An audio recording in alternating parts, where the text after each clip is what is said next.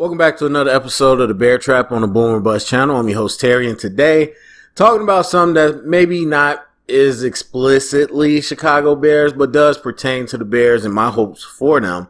And that's this idea of a championship mindset, a winning mentality, and kind of what that means. Because if you've been listening to me over the years, you know I've had a back and forth with listeners, other fans, other commentators, when it comes to how we see what's going on the field for the Bears.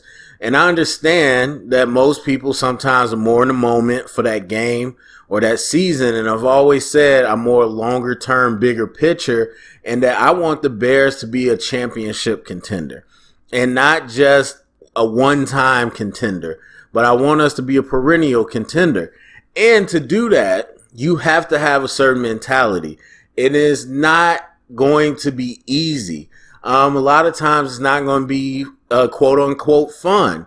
And so you see a lot of the discussion coming out of New England, one of the few dynasties in the NFL history where people talk about Tom Brady quote unquote or allegedly not or having enough with the mindset that Bill Belichick has and the way they go about things because it's not fun and blah, blah, blah. You hear a lot of people that go to New England talk about how different it is, and everybody talks about Bill Belichick, how he's dry, he's not funny, he's not like, he's just so serious and everything.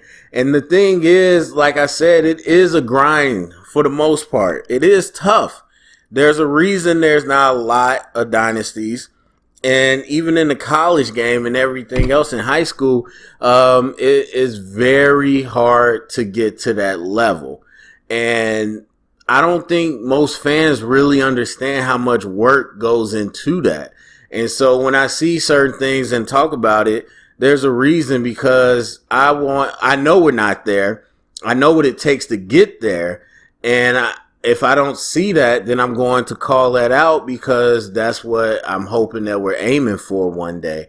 And so, it comes to me from the very beginning when I had my first coaching position, and the first 3 seasons, we went to the second round. We lost in the second round of the playoffs, or the first 2 seasons. The third season, we lost in the third round playoffs. So, that was kind of instilled in me, because the first time, and this is a team that previously didn't have a lot of success. It just kind of all came together at the right time. And this was my first coaching experience.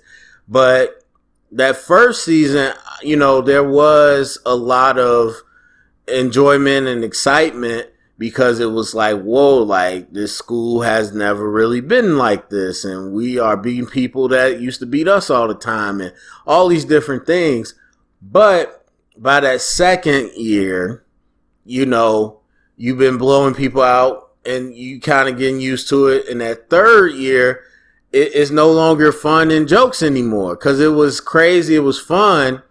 But guess what? Not winning that championship 2 times in a row, getting close to it, not finishing, left a bad taste in some people's mouth. And so the people that came, the players that came back, is no longer, okay, let's laugh and joke all the time. Like, if you new to the team, you're a younger player, you need to get it together, because we know what losing is, and we don't want to do that anymore. So we got to do what it takes to get better, to get over the hump.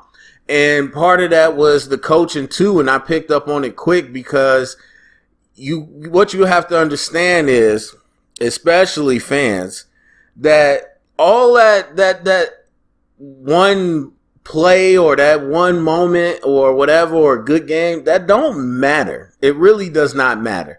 And so I've talked about us on defense for the Bears a lot, where people in the NFL, I get it, they make money and it's an entertainment thing, I get it.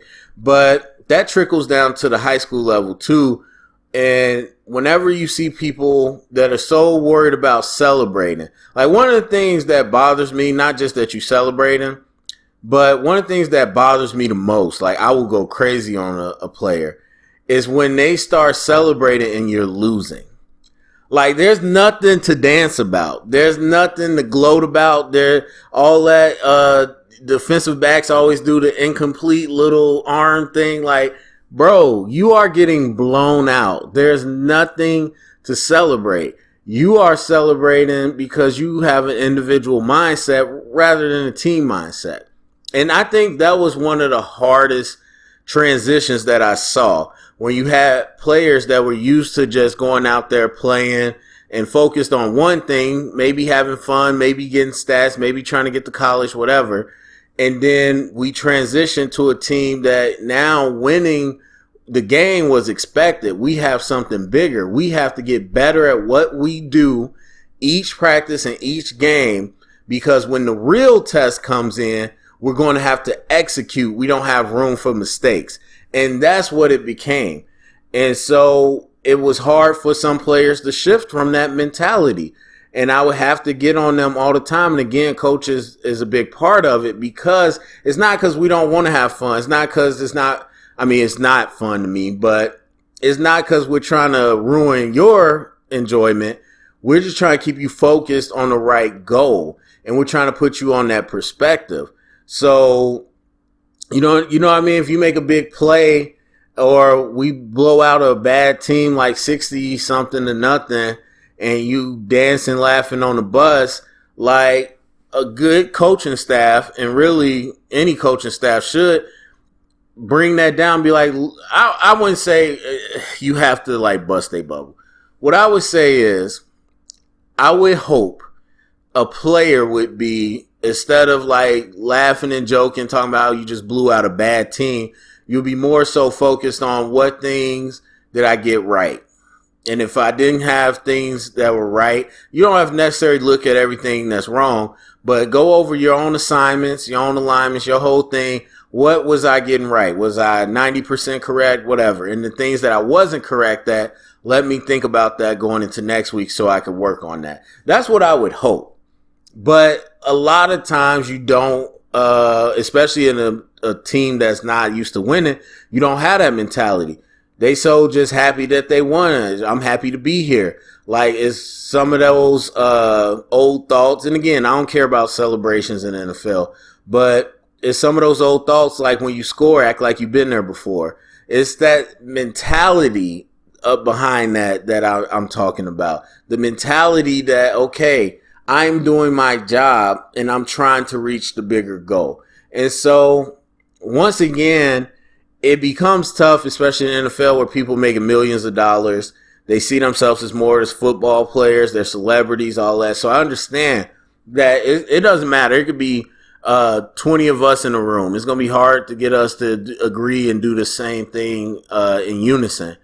So I can only imagine trying to get that many players with that much money to be focused and dialed in to the same goal at the same time.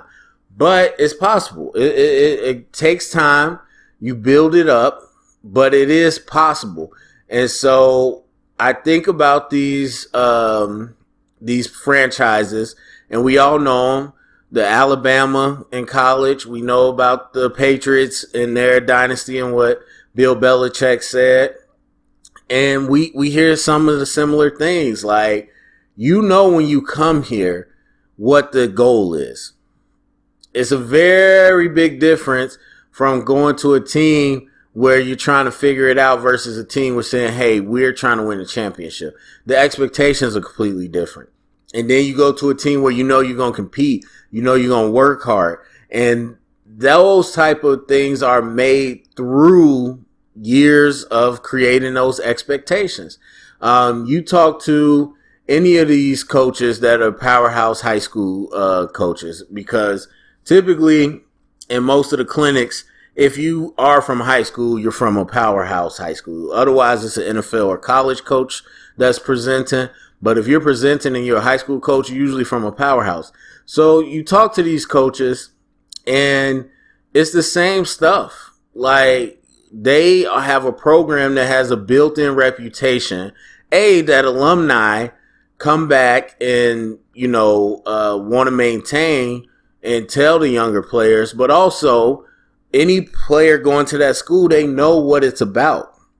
They know that there is going to be a lot of competition and that they know they got to work hard.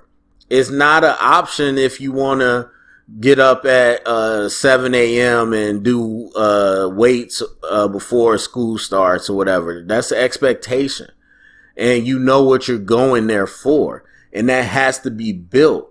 And so when that's just kind of the mechanics of practice and all that.